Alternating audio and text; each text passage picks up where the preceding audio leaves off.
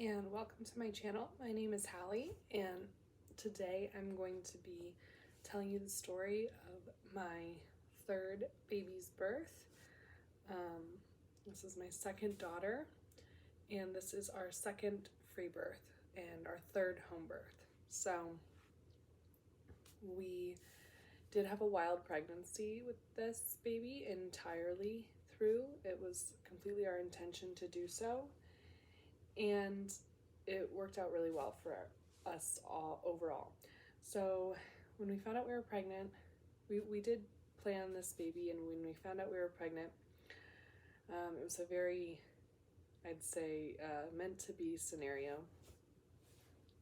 But we did not seek any immediate resources during the pregnancy, and I'd say about 4 months in, 5 months in, I did sign up to take a course which is called Portal, and this course was meant to reflect on some more, I'd say, existential reflections of pregnancy and birth, and it was well worth the money.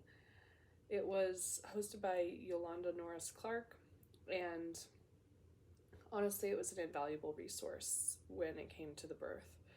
But mostly during the pregnancy, which was, I'd say, I faced more exhaustion and nausea than I have in my previous pregnancies, which was rough with 2 other small kids walking around.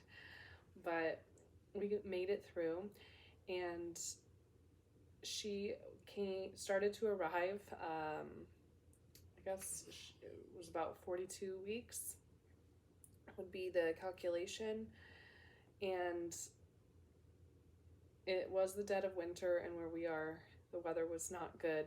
She had arrived the week after we had about 2 weeks of negative 50-degree temperatures, which is not an exaggeration. And the birth itself was around 4 hours. I'd say early labor started a few days ahead of time, and then there were some contractions at night, but they would subside. And then she arrived at 6 p.m. on a Thursday, and that morning I just wasn't feeling good, but that was kind of normal for the previous week or two, so I didn't seem out of the ordinary. But I was just waiting and waiting and waiting. And that day, I'd say I made breakfast, I did everything pretty normal around the house. My kids were around, and my son went to preschool that morning. For some reason, I did not want to go pick him up that morning. I think I was just overwhelmed with maybe what was starting to happen in my body. I also did not want to put pants on, and I think that played a factor as well. But I walked around the house, was having contractions on and off, but wasn't ever timing anything. I don't normally do that. And then when the kids' nap time came around noon, I started to have increased intensity, and I wouldn't say I went into more of an active labor state until 2 o'clock or so, and that's when I knew something might be happening, but I also was still unconvinced, I'd say, until about an hour before she was born. So just because of how I'd had some prodromal and previous contractions, I was not convinced. But I did reach out to my husband around 2:30 or 3 and asked him to start bringing me some things. I had all the towels and kind of birth kit stuff that we had at home set up for the birth in the bathroom where I was with the bathtub. And it was a small bathtub this time. We didn't do a birth pool, and it wasn't a deep, nice pool like my daughter's free birth. So I knew we'd just make do with what we had. And we did, and it worked out really well. We did need all the towels we had, which was something I anticipated. We had about 6 or so, and we probably could have done with a few more. And I'll speak in another video about what we had in that whole birth kit, and I had set up for the birth and for the postpartum phase. And we try to keep it as minimalist and essential as we can, and we've kind of learned what we use and what we don't use with each time. So this time Her water broke in the tub around 20 minutes before she was born, and I'd say throughout the contractions, I really truly had a painless experience. There was one or two where I didn't have control and couldn't sit with it, and I would say there was pain in those. But once I started to focus on each contraction, full attention, and really just sit with it and face it head on, which is what the course I took showed you how to do when dealing with pain, and then I had no problems. So it really helped to do that. And I would say some other techniques I used were to talk to the baby during each contraction, tell the baby, what we had to look forward to, what the baby had experienced. We reflected on, times when the baby was in my belly and what we did as a family and their siblings and how excited they were to meet them. And so these thoughts and these rituals with each contraction really helped get through it and not have to think of it as pain or why is this happening to me. Everything was really positive thoughts and excitement, and I think that did help ease the intensity of the sensations.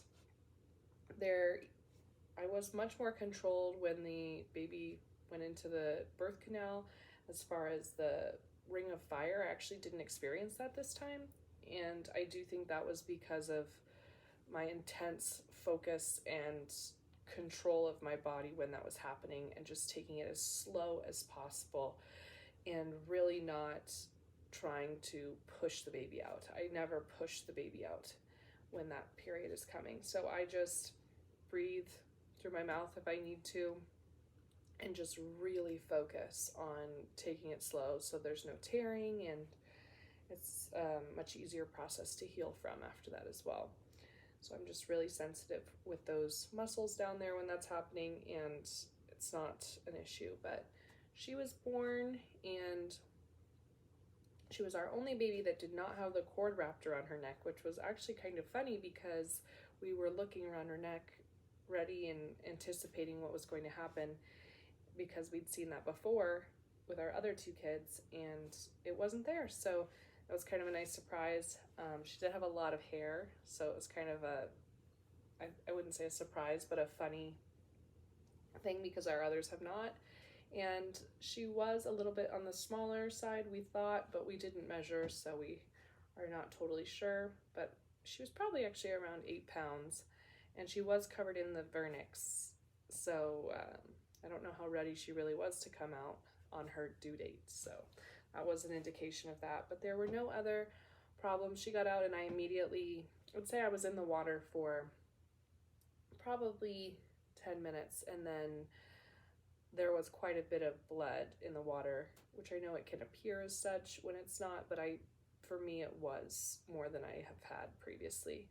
And I wanted to get into the bed as soon as I could, and I wanted to get the placenta out. So I stepped out, leaned over the bowl, and within seconds the placenta was out. I didn't even have to cough or push or anything. It just fell right out into the bowl. And then I carried all of the baby and the placenta and all the paraphernalia to the bed and just climbed in bed and got cozy. And then my husband went and picked up burgers for us because I was so hungry. But our kids got to see her right after she was born, and it was a surprise whether it was a boy or girl. So they were all really excited. And my son is 4, my daughter is 2. My 2-year-old was a little bit, I'd say, on the overwhelmed side when it first happened, and she was also really ready for bed because it was right before bedtime.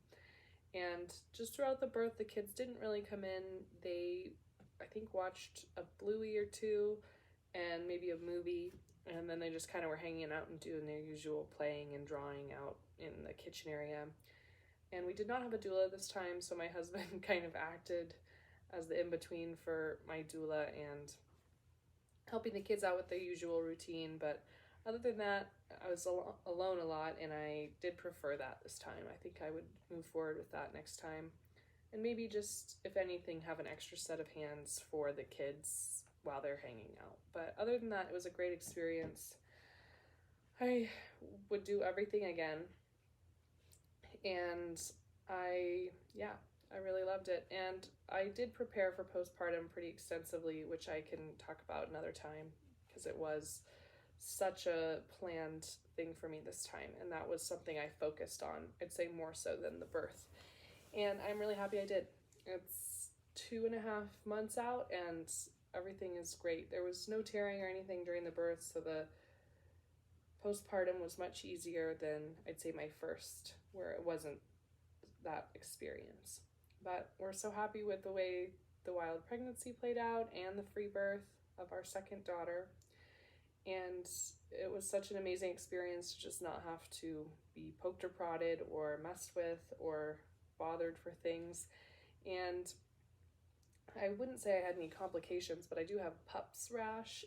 I did have the PUPS rash in between this time, which I used the same protocol as I did with my first pregnancy when I had the PUPS postpartum really badly, and it went away within the week of doing it, around 17 weeks. So I have some other information on my channel about that if you're curious.